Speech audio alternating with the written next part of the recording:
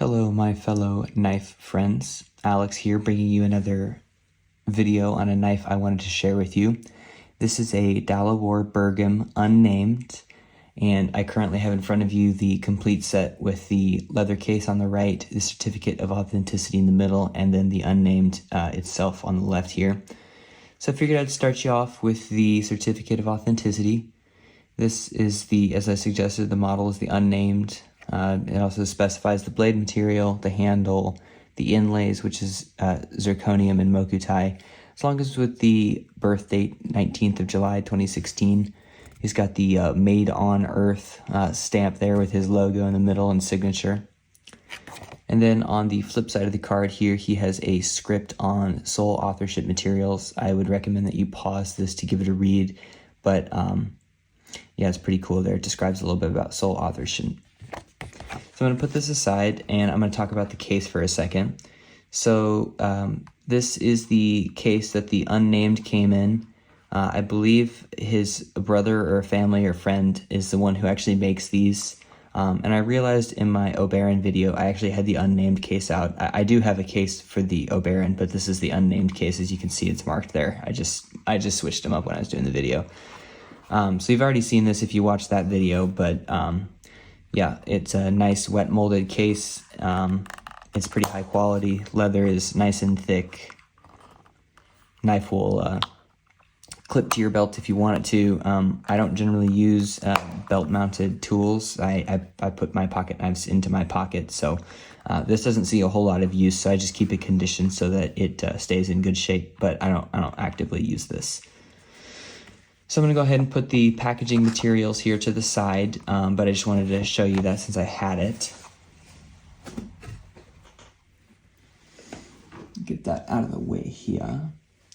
And then let's talk knife. So the lighting on this is kind of hard to capture, but I'm going to do my best, and maybe some editing will kind of bring out the colors a little bit. But it does have some mokuti inlays and a zirconium inlay, and you can see that the zirconium inlay kind of goes along the outside, and it traces the three separate mokuti inlays. So it's kind of cool how he's got the titanium kind of like running through and splitting it.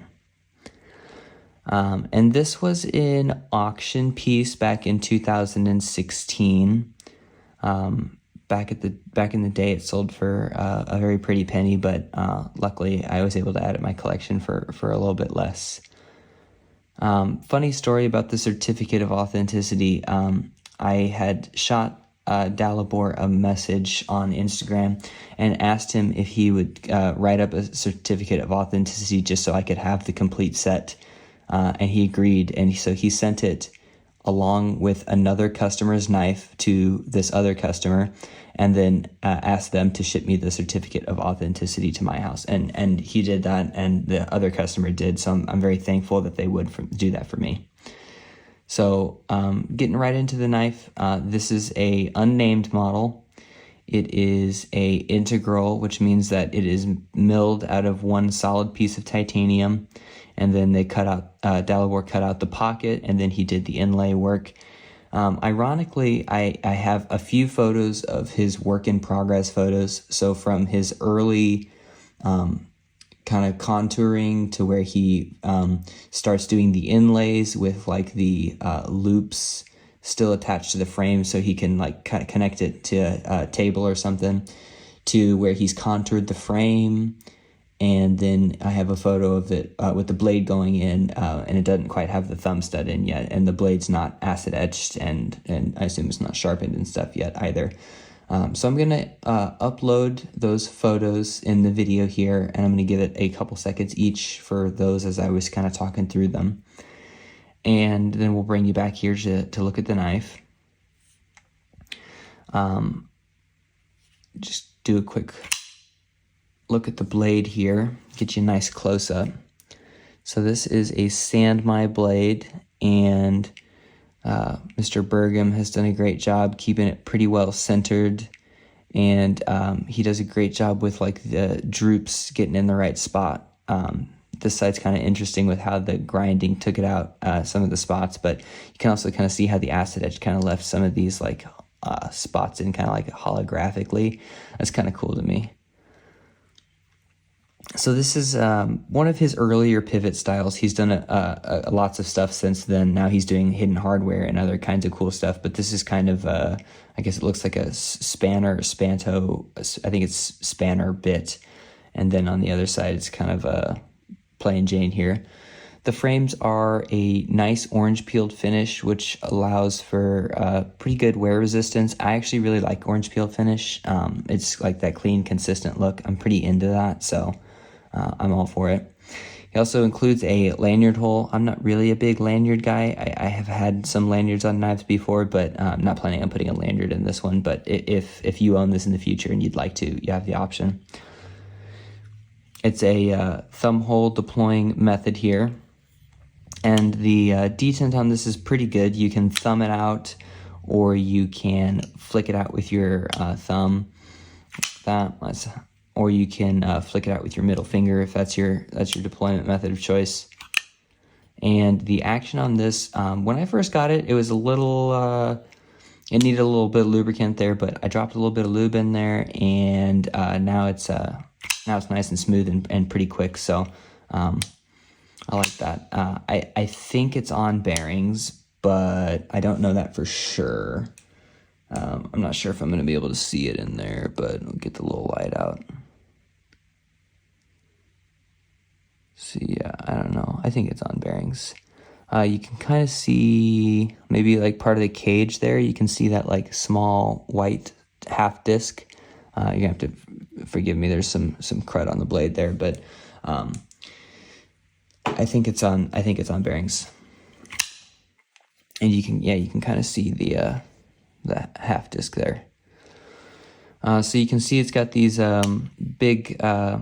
They're technically blade stops because of where they stop the knife on the blade. And I've talked about this in a few other Dalibor videos, but the distance from the external blade stops to the pivot to the lock bar are what create a stable geometry.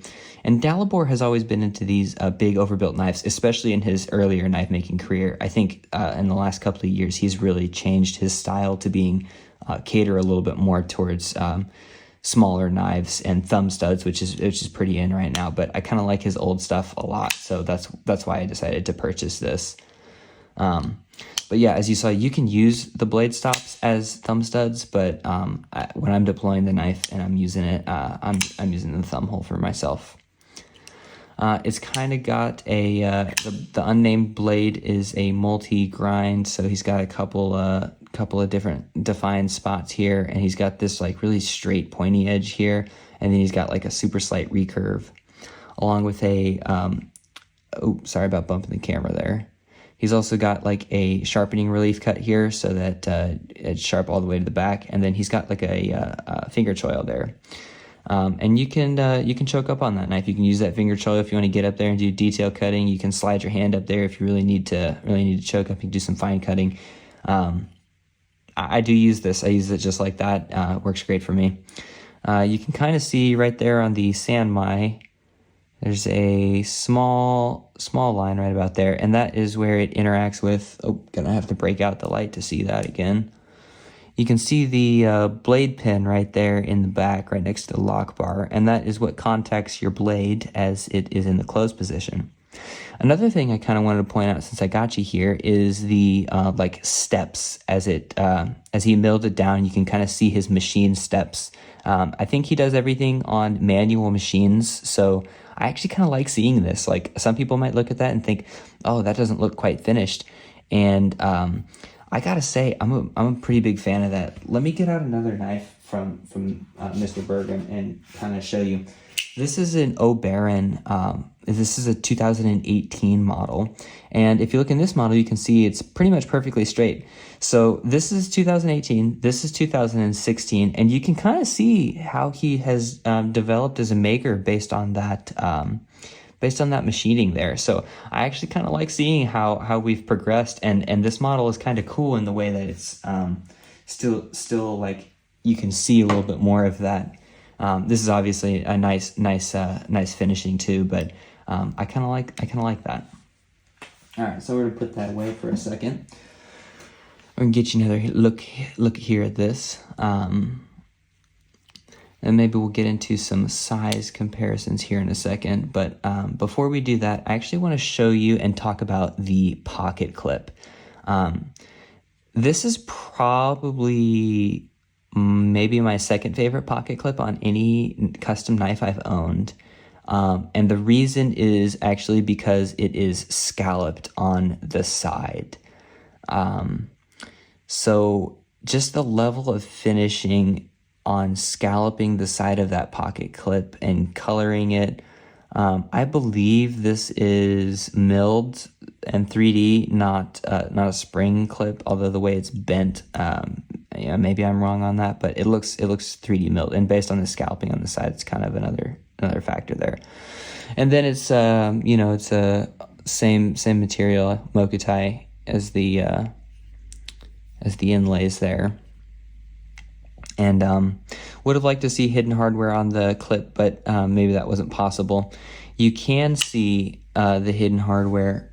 Oh, I'm gonna have to break out the flashlight again.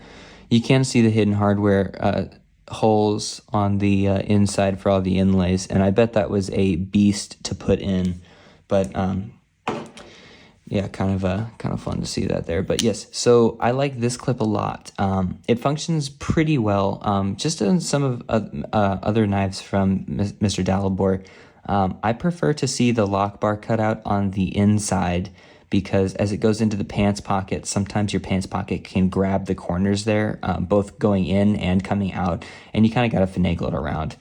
It's really not too bad, but I would have preferred to see it on the inside. But I'm not sure if that's possible because of the integral handle, but I guess that's something to point out. Another thing before we get to size comparison is that this is pretty properly rounded, so that when you're disengaging that lock, you don't have any issues with like discomfort or sharp edges or something. I like that a lot. It makes the knife pretty easy to handle. Speaking of, I think I already mentioned, but the jimping on this is good. It's pretty aggressive. You can dig in pretty hard and use it if you want to. I don't use my knives in reverse grip, but it's got jimping on the back too, so if you want to use it like that, I guess you can, but I'd be shocked if anybody was doing that. Another detail from Mr. Dalibor is that the detent hole kind of goes all the way through the blade. I don't really see that all that often, so I guess that's another unique piece. I'm going to break out both Dalibors that I have, just for some other fun facts. This is Dalibor's oldest pivot design, and it kind of looks like a flathead screw.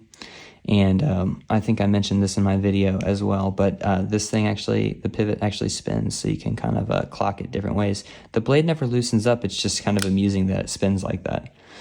And then this is my newest knife from him, like I said, 2018, and his pivot changed again on this guy, so you can see the evolution going on there. The Oberon and the Unnamed are really close in size. The camera angle kind of plays with it a little bit, but they're really, really close, and they both are much bigger than the Draco. These are kind of hard to get, so I'm going to compare it to some production knives here just for giggles. So my usual suspect here, the 940. Yeah, the Bergam might be a little bit bigger on this guy. Blade much bigger, handle much bigger, height much bigger. Maybe a slightly more reasonable comparison is the Microtech DOC, and you can see pivot to pivot, handle to handle, blade to blade. We're much closer. The Bergman might be a little bit bigger blade, and I think you got a little bit more cutting edge on the Bergman as well, but overall I'd say they're pretty comparable there. So yep, I'm going to give you one more little walk through here, actuate the action a few more times, and then I will call it when I'm still ahead. I do carry this knife a little bit, that's why you see some wear on the scales, and the blade's got some wear on it too, but it's okay. I use my pocket knives when I need them, so I don't take my really good knives out when I think I'm going to be cutting carpet all day or something crazy like that. But if I'm going to the store and I got to detag something, or I gotta open an Amazon box or break down a box, and man, if this is what's in the pocket, this is what's getting used. So I do try and pick my knives like that, but when it comes to getting work done, you know, it's whatever's in the pocket is going to do the work. So I'm going to talk about the inlay work a little bit more. It's pretty smooth. It's not like perfect. And I think this is still when he was doing some of his early inlay work, because I don't see a lot of knives with this style pivot and inlays. So I'm guessing he was still working on his technique and what he wanted to get out of his inlays on here. And you can also see some spots where it's like the inlays get thin or they're a little bit thicker. So like some small inconsistencies there, but overall I'd say the inlay work is pretty excellent. And so, yeah, this is the Dalibor Bergam Unnamed, and very pleased to have it in my collection.